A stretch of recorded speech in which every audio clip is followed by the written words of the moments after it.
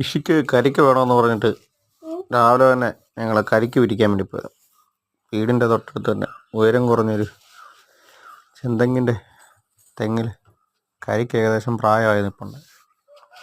ഒന്നും നോക്കിയില്ല, അന്നേരം തന്നെ 2 എണ്ണം പിരിച്ചിങ്ങെടുത്തു.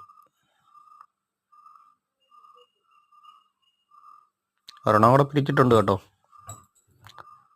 എന്നിട്ട് അതുകൊണ്ടൊന്ന് വെട്ടി റെഡിയാക്കി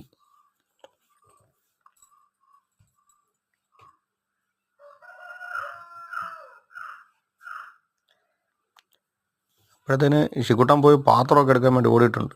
പെട്ടെന്ന് അവൻ്റെ ഗ്ലാസും കൊണ്ട് വന്നു. ഗ്ലാസ്സിനകത്ത് ഒഴിക്കാൻ പറഞ്ഞ് അവിടെ കിടന്ന് ബഹളമായിരുന്നു. കരിക്കും വെള്ളം കക്ഷിക്ക് ഭയങ്കര ഇഷ്ടമാണ്. വെട്ടി